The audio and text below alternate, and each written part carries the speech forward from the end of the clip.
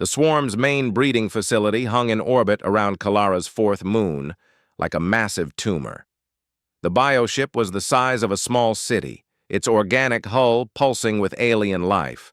Thousands of smaller fighters swarmed around it like angry insects, protecting the vessel as it converted the moon's surface into a spawning ground for more swarm creatures.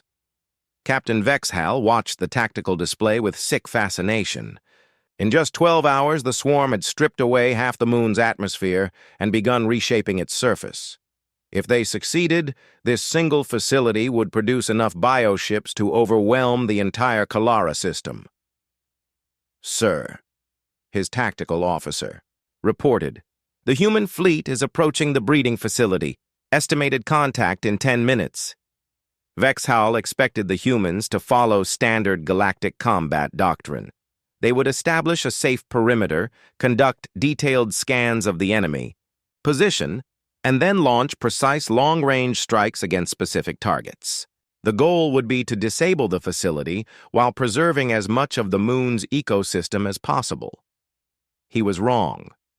Captain Alex Turner of the human destroyer Wolverine led the attack with a strategy that defied all military logic. Instead of stopping at maximum weapons range, his ship accelerated directly toward the swarm formation. The destroyer's hull was covered in thick armor plating that looked more like construction equipment than military protection. "What is he doing?"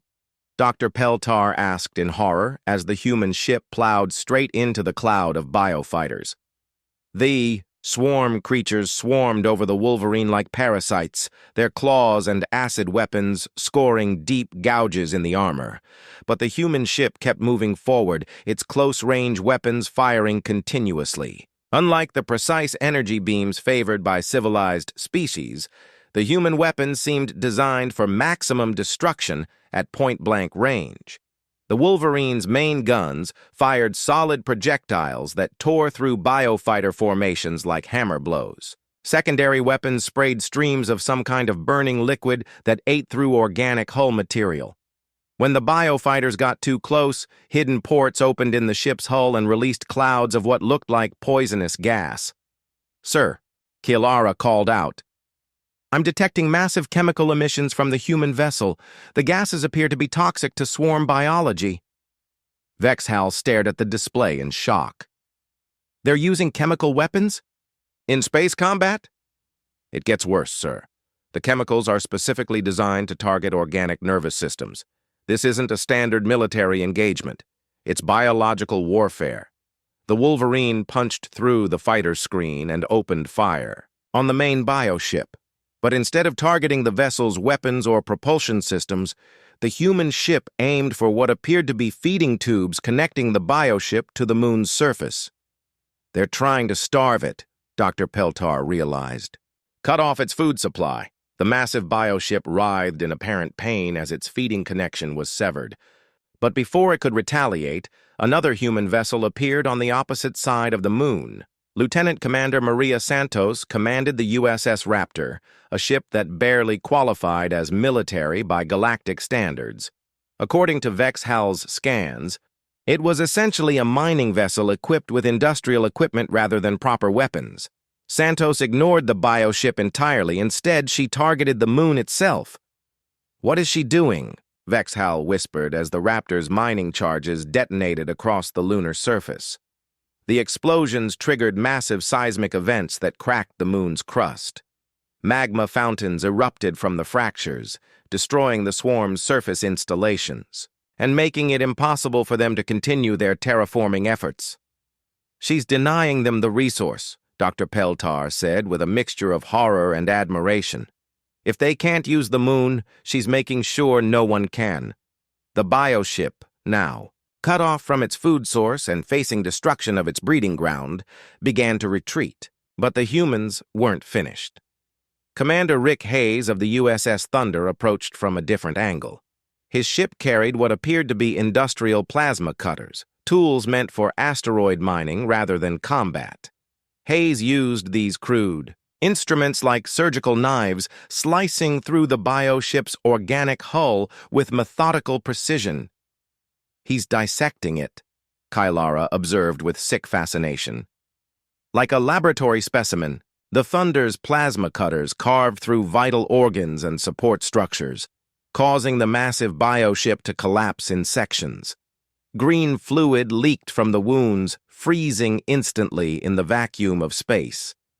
But the most disturbing sight was yet to come. As the bioship died, human Marines in sealed armor suits began boarding the wreckage. Vexhal watched in horror as these soldiers moved through the vessel's interior, not to capture technology or gather intelligence, but to plant explosive charges in every remaining section. "Sir," his tactical officer reported, "the humans are destroying everything. They're not trying to preserve any part of the vessel for study." "They don't want to study it," Vexhal realized. "They want to make sure nothing survives." The final explosions lit up the space around the fourth moon like a small star. When the light faded, nothing remained of the swarm breeding facility except debris and radiation. Dr. Lisa Chen's voice crackled over the communication system from the human science vessel Discovery. "Admiral Blake, biological contamination protocol is complete. The area is clear for civilian approach." "Biological contamination protocol?" Vexhal asked, opening a channel to the human fleet. Dr. Chen's image appeared on his screen. She was younger than the other human commanders, with dark hair and intense eyes. "Captain Vexhal, isn't it? We've deployed targeted biological agents to ensure no swarm organisms can survive in this area." "You poisoned the entire region?" "Temporarily, yes. The compounds will break down naturally within a few weeks, but until then, nothing with swarm DNA can survive here. It's a quarantine protocol." Vexhal felt his blood chill. "Doctor, such weapons are forbidden under galactic law. The environmental damage alone will heal," Dr. Chen interrupted. "The moon's ecosystem was already destroyed by the swarm. Our chemicals prevent them from returning. Your people can rebuild. The swarm can't." Over the following days, Vexhal watched the human fleet systematically eliminate every swarm presence in the outer system. Their tactics remained consistently shocking. They used mining explosives as weapons of war. They deployed industrial chemicals as biological agents. They rammed damaged ships into enemy formations rather than retreat for repairs. Commander Kevin Walsh demonstrated this philosophy when his cruiser USS Stalker suffered critical damage during an engagement with a swarm scout group. Instead of following standard procedure and withdrawing for repairs, Walsh set his ship's reactor to overload and steered directly into the largest enemy bioship. "Sir," Kylara reported, "the human commander just destroyed his own vessel." "To take the enemy with him," Vexhal replied grimly. "It's not retreat or tactical withdrawal. It's total war." The explosion not only destroyed Walsh's target but created a debris field that damaged dozens of other swarm vessels. The other human ships moved in immediately to finish off the survivors, showing no emotion at their comrade's sacrifice. Dr. Chen's research team worked around the clock to develop new biological weapons specifically designed to counter swarm adaptations. When the creatures began developing resistance to human toxins, she created viruses that attacked their nervous systems. When they adapted to those, she developed bacteria that consumed their ship hulls. "How many weapons do they have?" Dr. Peltar asked after reviewing the latest human tactical reports. "It's not about the weapons," Vexhal realized. "It's about their thinking.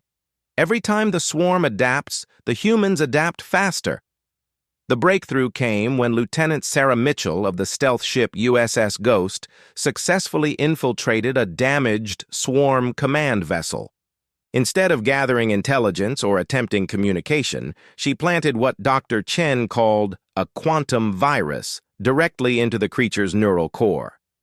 The virus didn't just kill the command organism, it corrupted the genetic information it tried to transmit to other swarm vessels, causing them to receive contradictory orders and attack each other in confusion. "Sir," his communication officer reported, "the swarm formations are breaking apart. They're fighting among themselves." Vexhall watched in amazement as the disciplined swarm hive mind dissolved into chaos. Bioships that had coordinated perfectly for months suddenly turned on each other, their corrupted programming making them see allies as enemies. The humans didn't just defeat them, Dr. Peltar whispered. They turned them against themselves. For the first time since the crisis began, Vexahal felt something he had almost forgotten: hope. But as he watched the human fleet pursue the retreating swarm forces with relentless efficiency, he also felt something else: fear. The humans had solved the swarm problem, but their methods revealed a species that approached warfare with a mindset no civilized being could understand. They didn't just defeat enemies, they eliminated them completely, without mercy or hesitation. The question that kept Vexhal awake during his rest periods was simple but terrifying. If the humans could do this to the Void Swarm, what could they do to anyone else who crossed them? The human fleet hung in space like a collection of metal predators. Captain Vexhal studied the alien vessels through his ship's sensors and felt his stomach twist with confusion. These ships looked nothing like proper starcraft. They were angular. Ugly things covered in weapons and armor plating. Scorch marks and dents covered their hulls, evidence of recent battles. "Captain," Kylara called from her communication station, "the lead vessel is requesting direct contact." Vexhal straightened his uniform and activated the communication array. The holographic projector flickered to life, revealing the face of a creature unlike anything in the galactic database. The being had pale skin, small eyes, and a mouth full of sharp white teeth. When it spoke, its voice was deep and harsh. "This is Captain Jake Morrison of the human ship Vengeance. We received your distress call. Where are the hostiles?" The directness shocked Vexhal. No diplomatic greeting, no cultural exchange protocols, no request for permission to enter the system. Just a simple demand for tactical information. "Greetings, Captain Morrison," Vexhal began, following proper first contact procedures. "I am Captain Vexhal of the Zephyrian Defense Fleet. On behalf of the High Council of Kalara Prime, I welcome you to our system and express our gratitude for your response to our emergency transmission. If I may, could you please provide information about your species' capabilities and intentions regarding the current crisis?" The human's expression didn't change. "The bugs, where are they?" "I beg your pardon?" "The things that are trying to eat your planet, the Void Swarm. Where are they? Right now?" Vexhal's tentacles curled with confusion. "The swarm formations are currently engaged in consuming the outer worlds of our system. However, before we proceed, perhaps we should establish proper diplomatic protocols. The galactic community has specific procedures for first contact situations, and I believe it would be beneficial for both our species to follow established guidelines for cultural exchange and mutual understanding." Captain Morrison turned his head and spoke to someone, off-screen. "Admiral, the fish wants to have a meeting about it." Another voice, female and equally harsh, responded from the background. "Tell the fish we don't do meetings. Tell him we do solutions." Morrison turned back to face Vexhal. "My admiral says we skip the talking and get to work. Send us coordinates for the enemy positions. We'll handle the rest." "Handle them how?" Vexhal asked, his voice rising with stress. "Captain Morrison, you must understand. The Void Swarm has defeated every major galactic power, the Crystalline Consortium, the Corvan, Empire, even the Void Walkers themselves have declared this threat impossible to contain. What makes you believe your species can succeed where they have failed?" Morrison's mouth curved upward in what Vexhal would later learn was called a smile. It looked disturbingly predatory. "Because we're not trying to contain anything. We're going to kill them all." The communication ended abruptly, leaving Vexhal staring at an empty hologram. He turned to his bridge crew, who were all watching him with wide, frightened eyes. "Sir," his tactical officer spoke up nervously, "should We provide them with the swarm coordinates? Before Vexhal could answer, alarms began sounding throughout the ship. Kylara's voice cut through the noise. Captain, the human vessels are moving. They're heading directly toward the swarm positions. Without our tactical data? Vexhal asked in disbelief. They're using their own sensors, sir. Very crude but surprisingly effective. Vexhal watched the tactical display in amazement. The human ships moved in formations he had never seen before. Instead of the careful, protective patterns used by civilized fleets, they spread out like a hunting pack. Their approach was aggressive and direct, with no attempt at stealth or diplomatic contact with the swarm. Sir, the tactical officer called out, we're receiving a transmission from another human vessel. This time the hologram showed a different human, an older female with gray hair and cold blue eyes. Her uniform was more decorated than Morrison's, marking her as a senior commander. This is Admiral Susan Blake of the Terran Defense Force. I understand you have detailed information about the enemy's capabilities. I need that data now. Admiral Blake, Vexhal began. I am pleased to establish formal diplomatic contact with your species. However, I must express concern about your fleet's current course of action. The Void Swarm has proven immune to conventional military tactics. Perhaps we could arrange a strategic meeting with my military advisors to discuss alternative approaches to this crisis. Captain, Admiral Blake interrupted, my ships are about to engage an enemy force that's trying to eat your people. I don't have time for a committee meeting. Send me the tactical data or don't. Either way, we're going in. Vexhal found himself caught between proper procedure and desperation. Every instinct told him to follow established protocols, but his people were dying while he worried about diplomatic niceties. Very well, Admiral. Transmitting all available data on swarm capabilities, including their biological composition, reproductive rates, and observed immunity to energy-based weapons. Blake's image flickered as she reviewed the incoming data. Her expression grew more serious as she read. Biological ships, hive mind coordination, rapid reproduction, standard weapons ineffective. She looked up at Vexhal. Has anyone tried? Fire! Fire? Vexhal repeated, confused. Admiral, these are space-based organisms. Fire cannot exist in vacuum. Not in space. On their breeding grounds. Has anyone tried burning out their nests? The question was so primitive that Vexhal almost laughed. Admiral, the galactic community moved beyond combustion-based weapons millions of years ago. Such methods are considered barbaric and environmentally destructive. Blake's cold smile was even more disturbing than Morrison's had been. Barbaric and environmentally destructive. Got it.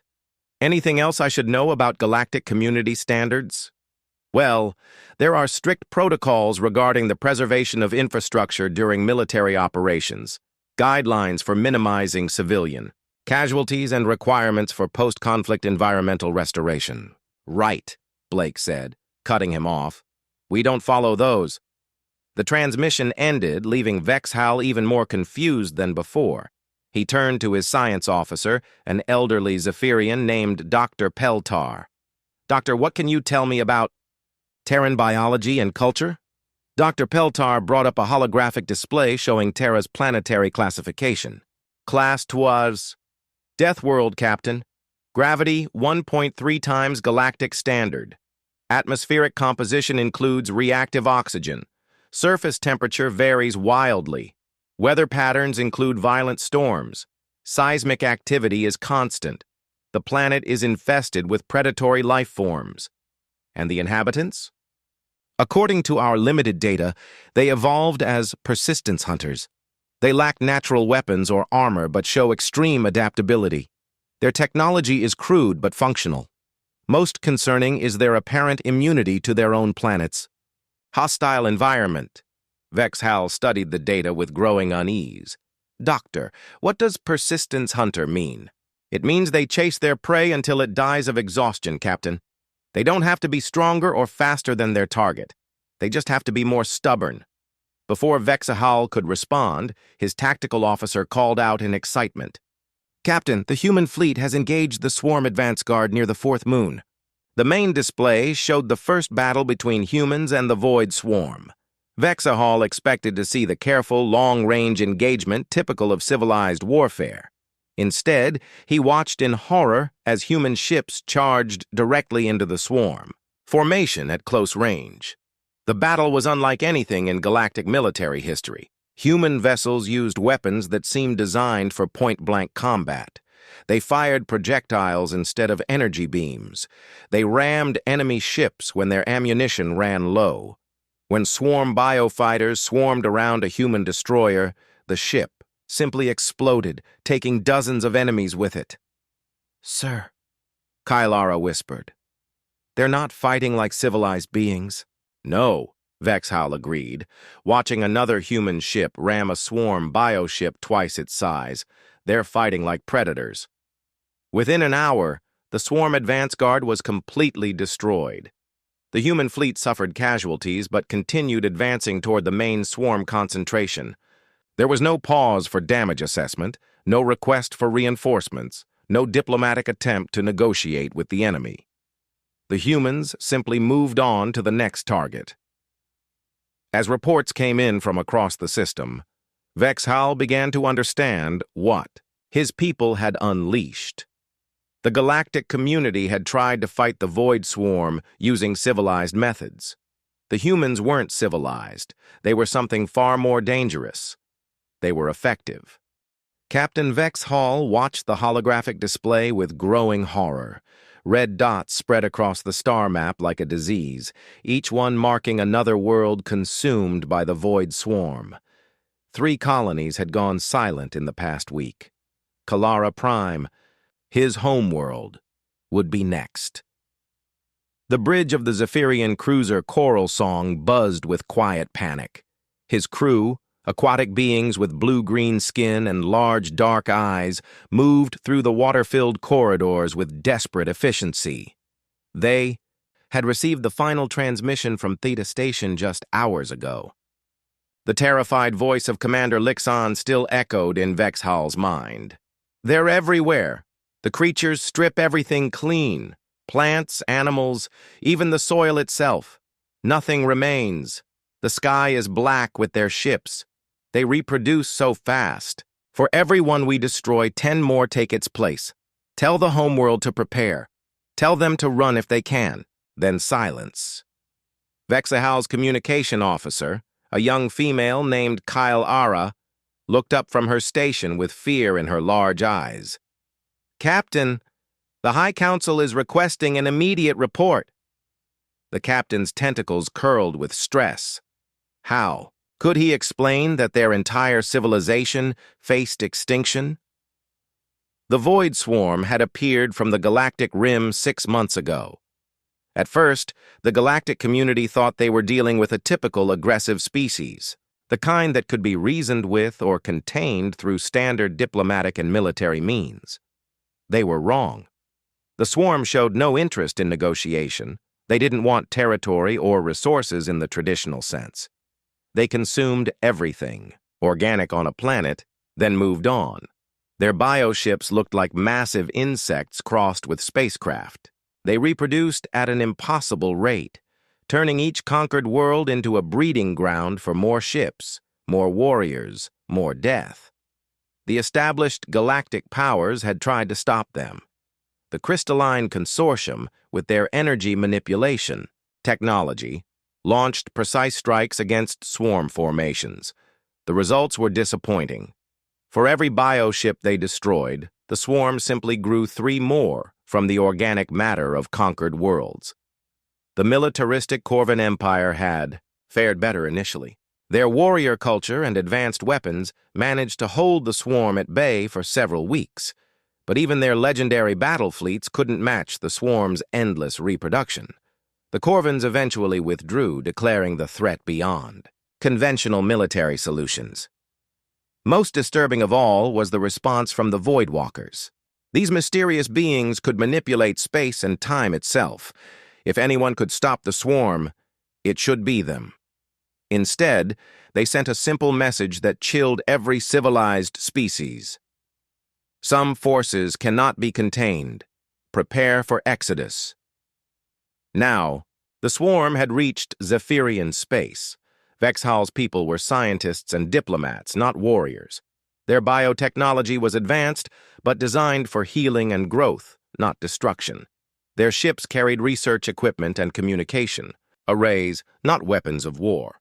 "Captain!" Kyle Ara called out again, her voice trembling. "Long-range sensors show massive bioship formations entering our outer system. Estimated arrival at Kalara Prime in 72 hours. 72 hours. Less than 3 days for his people to find a miracle or face complete annihilation." Vexhal made his way to the command center of Kalara Prime later that day. The underwater city sparkled with bioluminescent lights, its coral towers rising gracefully from the ocean floor. Millions of Zephyrians lived here, unaware that their civilization might end within days. The High Council chamber was filled with the most brilliant minds of his species: scientists, diplomats, philosophers, and the few military commanders they possessed. The debate had been raging for hours. "We must evacuate," insisted Counselor Murthon, her elderly voice carrying the weight of centuries. "Load the colony ships with as many as possible and flee to the outer rim." "And go where?" replied General Nexel, the head of what passed for Zephyrian military forces. "The swarm spreads in all directions. There is nowhere to run that they won't eventually reach." "Perhaps we could negotiate," suggested another counselor. "Offer them something they want." The general's response was bitter. "They want biomass. All of it. They don't negotiate. They consume." Vexhal listened to the arguments with growing despair. His people were brilliant at solving complex scientific problems and mediating disputes between civilizations. But this wasn't a problem that could be solved with logic or compromise. "What about the other powers?" asked a young counselor. "Surely someone in the galaxy has a solution." General Nexel activated a holographic display showing recent communications. "The consortium has withdrawn to their core worlds. The Corvan Empire is rebuilding their fleets, but estimates they can only delay the swarm, not stop it." The ethereal collective has gone silent entirely. Even the ancient machine worlds have declared the situation computationally impossible to resolve. The chamber fell silent. These were civilizations that had existed for millions of years, with technology and knowledge far beyond anything the Zephyrians possessed. If they couldn't stop the swarm, what hope did anyone have? "There is one option we haven't considered," Vexhal said quietly. Every head in the chamber turned toward him.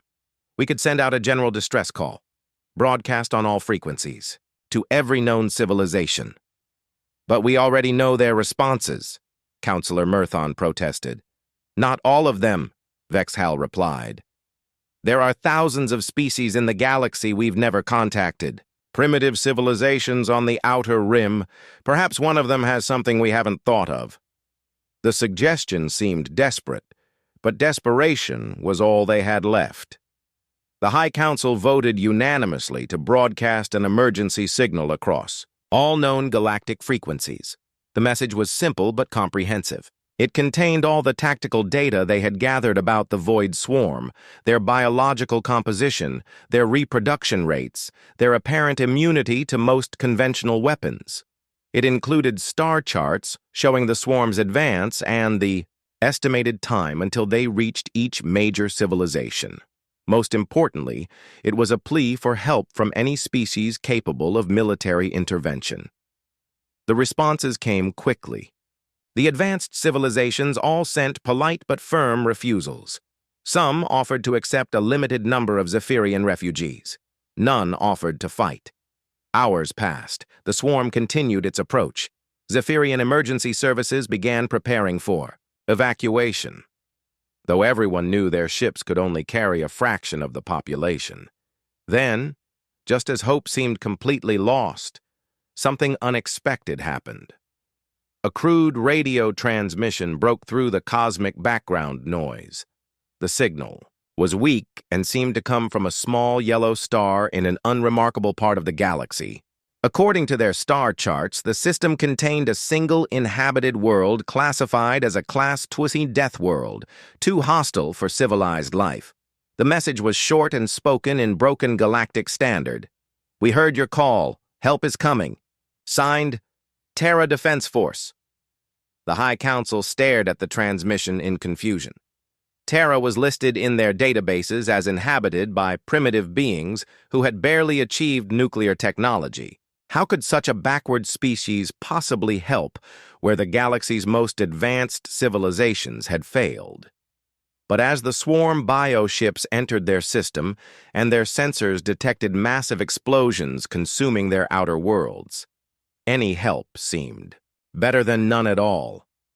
3 days later, their long-range sensors detected something impossible. A fleet of unknown ships had emerged from hyperspace at the edge of their system. The vessels were crude and angular, unlike anything in the galactic database. They moved in aggressive formations and showed no interest in standard diplomatic protocols. The inhabitants of this hostile death world had actually come. Whether they would help or simply arrive in time to witness the end remained to be seen. War Marshal Crixton stared at his tactical display in growing horror. 2,000 ships. That was all that remained of his once mighty invasion fleet. The humans had destroyed or captured 8,000 Zephyrian vessels in less than 3 days. It was impossible, but it was happening. War Marshal, his navigation officer, called out, "I have calculated a retreat route. We can reach the jump point and escape the system." Crixton nodded grimly. "All remaining ships, follow my command." "Vessel, we retreat immediately." But Fleet Admiral Chris Bennett had been expecting this move. Bennett commanded the largest human fleet ever assembled, positioned strategically throughout the outer solar system. He had studied alien tactics for decades and knew exactly what a defeated commander would do. The aliens would try to run, and when they did, humanity would be waiting. "All fleet commanders, this is Admiral Bennett." His voice carried across secure channels to every human ship in the system. "The aliens are attempting to retreat. Operation Closing Door is now in effect." Captain Leo Harris received the signal, aboard his flagship near Saturn's rings. His final strike force had been waiting in the shadow of the giant planet for exactly this moment. 40 ships equipped with the most advanced weapons humanity had ever built. "All units, this is Strike Leader Harris," Leo announced to his captains. "Target the alien escape routes. No one leaves this system." The remaining alien ships accelerated toward what they thought was empty space, hoping to reach the edge of the solar system where they could activate their jump drives. Instead, they found human ships waiting for them at every possible escape point. Ambassador Julia Grant was preparing for the most important diplomatic mission in human history. She stood in the communication center of Luna Station, wearing her formal diplomatic uniform. Behind her, a display showed the locations of every remaining alien ship, all of them surrounded by human forces. "Dr. Patricia Moore," Julia called to the communications expert, "are we ready to broadcast on all alien frequencies?" Patricia checked her equipment one final time. "Yes, Ambassador, every alien communication system in the galaxy will receive this message. We're also sending it on frequencies that will reach the Zephyrian homeworlds." Julia nodded. Today, humanity would send a message that would be heard across the stars. Near Saturn, the final battle was beginning. War Marshal Crixton's command ship, a massive vessel 3 kilometers long, found itself surrounded by human vessels that looked tiny in comparison. But size, as the aliens had learned, did not matter when fighting humans. Captain Harris led the attack on the alien flagship personally. His ship, armed with quantum weapons and protected by adaptive shields, moved through space like a predator stalking its prey. "Harris to all units," Leo announced. "Remember the Admiral's orders. We want their command ship intact and their war marshal alive." The human ships opened fire with precision that amazed even their own crews. Weapons struck exactly where they needed to, disabling alien systems without destroying the ship completely. It was like watching a surgeon operate rather than a battle fleet fighting. Inside the alien flagship, Crixthon felt his ship shudder as human weapons found their targets. His engines went offline, then his weapons, then his shields. The humans were systematically stripping away his ship's ability to fight or escape. War Marshal, his tactical officer, reported, "The humans are demanding our surrender. They want you to come aboard their flagship personally." Crixthon looked around his bridge at officers who had served the Empire faithfully for decades. They had conquered worlds together, but they had never faced an enemy like humanity. "Send the surrender signal," he said quietly. Captain Harris watched as the alien flagship powered down its remaining systems and opened its docking bays. Human Marines in full combat armor moved through the corridors of the enemy ship, securing the vessel and escorting alien officers to designated areas. Within an hour, War Marshal Crixthon stood on the bridge of a human ship for the first time. He was surprised by what he saw. The human equipment looked simple compared to Zephyrian technology, but it worked better. The human crew moved with efficiency that his own officers had never achieved. "War Marshal Crixthon," Admiral Bennett said as he entered the bridge, "welcome aboard the Earth defense ship Vengeance. I am Fleet Admiral Bennett. We need to have a conversation." Crixthon studied the human commander. Bennett looked ordinary, not impressive like a Zephyrian war leader. But this ordinary-looking human had just destroyed the greatest invasion fleet in galactic history. "You fought well, human," Crixthon admitted. "Your species is not what we expected." Bennett smiled. "No, we're not. And that's exactly the message we want to send to your empire and every other species in the galaxy." Ambassador Grant stepped forward, carrying a data pad containing humanity's official response to the invasion. "War Marshal, you are going to help us deliver a message to the Zephyrian Empire and any other species that might be watching." On Luna Station, Dr. Moore activated the most powerful communication array ever built. The message that followed would be broadcast across the galaxy on every known alien frequency, translated into hundreds of languages, and repeated until every spacefaring civilization had heard it. "To the Zephyrian Empire and all species of the galaxy," Ambassador Grant began. "This is Ambassador Julia Grant representing the United Governments of Earth and all human colonies. 3 days ago, you sent an invasion fleet to our system demanding our surrender. Today, that fleet no longer exists. The message included tactical data from the battle, showing how human forces had systematically destroyed alien ships using superior strategy and technology. It showed captured alien vessels being taken apart by human engineers who understood the technology better than its creators. Let this serve as an example to any species that approaches Earth with hostile intentions," Grant continued. "Humanity does not seek conflict, but we will defend ourselves with every weapon at our disposal. We are not the primitive species you believed us to be. We are not weak. We are not afraid. And we do not surrender." The broadcast showed images of human colonies throughout the solar system, orbital platforms that could build fleets of warships, and research stations developing technology that would make today's weapons look primitive. "The Zephyrian Empire has ruled through fear and intimidation for centuries," Grant said. "Today that ends. Any empire that threatens innocent species will face the same fate as this invasion fleet." War Marshal Crixthon watched the broadcast with growing understanding. The humans had not just defeated his fleet, they had planned this entire demonstration from the beginning. They wanted the galaxy to know that Earth was protected by guardians who could destroy any threat. "You planned this," he said to Admiral Bennett. "You could have destroyed us immediately, but you wanted to send a message." Bennett nodded. "We wanted every species in the galaxy to understand that humanity is not a target, it's a protector. Any empire that threatens peaceful worlds will have to answer to us." The message concluded with coordinates for the Zephyrian home worlds and a simple statement. "Your invasion fleet will not be returning. Consider this carefully before you send another one." Throughout the galaxy, the message was received by dozens of spacefaring civilizations. Some, like the Zephyrians, had built empires through conquest. Others were peaceful species that had lived in fear of invasion for generations. Today, they all learned the same lesson. Humanity had arrived on the galactic stage, and the rules of the game had just changed forever. War Marshal Crixthon would return to his empire alone, carrying the news that the greatest fleet in Zephyrian history had been destroyed by a species they had dismissed as primitive. He would tell them that Earth was defended by warriors who fought like no enemy they had ever faced. The galaxy was no longer a safe place for conquerors. Humanity would make sure of that. War Marshal Crixthon tried to make sense of what had just happened.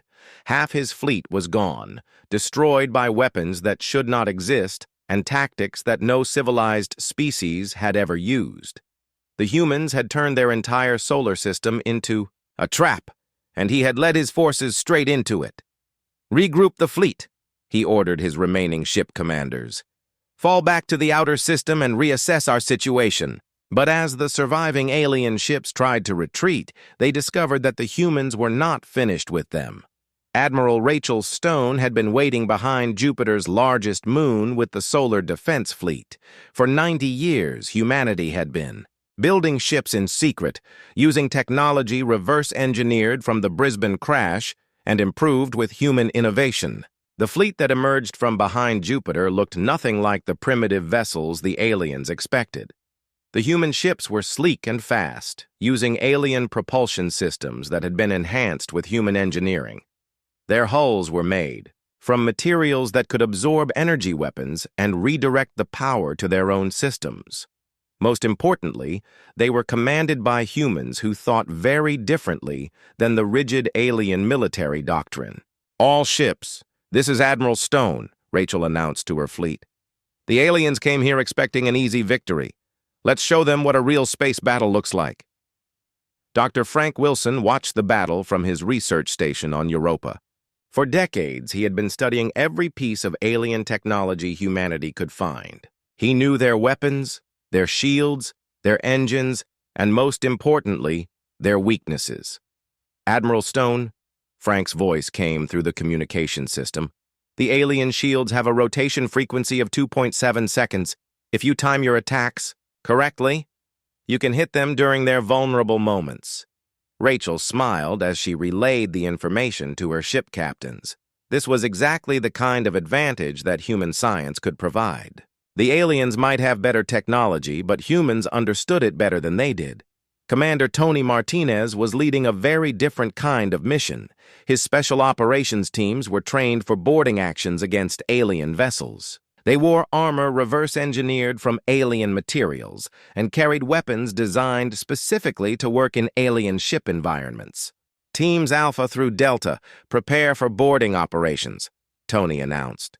"Remember, we need their command ships intact. We have some questions for their officers." The first alien ship to be boarded was a heavy cruiser that had been damaged.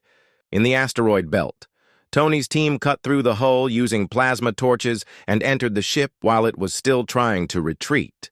The alien crew had never faced human soldiers before, and they were not prepared for what they encountered. Human soldiers moved differently than any enemy the aliens had faced. They used tactics that seemed random but were actually carefully planned. They worked together in small groups that could adapt to any situation instantly. Most confusing to the aliens, the humans seemed to enjoy the fight. "Alien bridge secured," Tony reported as his team captured the ship's command center. "Beginning intelligence gathering operation. Captain Maria Santos was hunting stragglers with her pursuit squadron." The alien fleet was scattered across the outer solar system, with individual ships trying to escape in different directions. Maria's job was to make sure none of them got away. Her ships used a new type of engine that could accelerate faster than anything the aliens had ever seen. They also carried tracking systems that could follow alien vessels even when they tried to hide behind moons or asteroids. "Contact bearing 27 Mark IV, Maria's sensor officer reported. "Alien destroyer attempting to reach escape velocity." Maria checked her weapon systems. "Not today. All ships intercept course. Let's bring them home."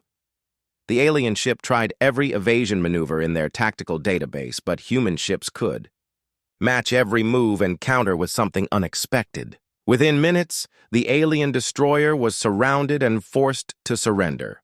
Back on the main battlefield, Admiral Stone was demonstrating why human tactical thinking was superior to alien military doctrine. The Zephyrians fought like they always had, using massive formations and overwhelming firepower. But humans fought like no species the aliens had ever encountered. Human ships would appear to retreat, drawing alien vessels into pursuit, then suddenly turn and attack from unexpected angles. They used the gravity of planets and moons to change direction in ways that seemed impossible. Most confusing to the aliens, human ships would sometimes sacrifice themselves to save others, a concept that did not exist in Zephyrian military thinking. Admiral, her tactical officer reported, "The alien fleet is breaking apart. Individual ships are trying to escape the system." Rachel nodded.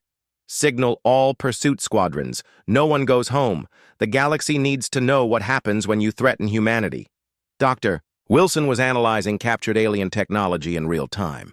Each ship that Commander Martinez's teams boarded provided new information about alien capabilities and weaknesses. "Rachel," Frank called the Admiral, "I'm reading their tactical database from the captured ships. These aliens have conquered 17 star systems using the exact same strategy every time. They've never had to adapt or change their methods." Rachel understood immediately. They don't know how to fight an enemy that doesn't follow their rules. War Marshal Crixthon was learning this lesson the hard way. Every tactic that had worked against other species failed against the humans. His ships were faster, but human vessels were more maneuverable. His weapons were more powerful, but human shields adapted to absorb and redirect the energy. His fleet was larger, but human commanders were smarter. "War Marshal," his tactical officer reported with fear in his voice, "we have lost contact with 18 more ships. The humans are capturing our vessels faster than we can retreat." Crixthon looked at his display showing the positions of his remaining forces. Less than 3,000 ships remained of his mighty fleet, and they were scattered across the solar system with human hunters closing in on all of them. "Send a priority message to the Empire," he ordered. "Tell them that Earth is not a primitive world. Tell them that humanity is a threat that must be taken seriously." But even as he gave the order, Crixthon knew it was too late. The humans had not just defeated his invasion fleet, they had systematically dismantled it like engineers taking apart a machine. They understood his technology better than he did, they anticipated his tactics before he used them, and they fought with a creativity that his rigid military mind could not comprehend. The hunter had become the hunted, and the humans were very good at hunting. Captain Santos reported the capture of another alien vessel. Commander Martinez's teams had boarded and secured 3 more enemy ships. Admiral Stone's fleet was systematically eliminating the remaining alien forces throughout the outer system. The Zephyrian Empire had come to conquer Earth with 10,000 ships. Soon, they would have none left to tell the tale of their defeat.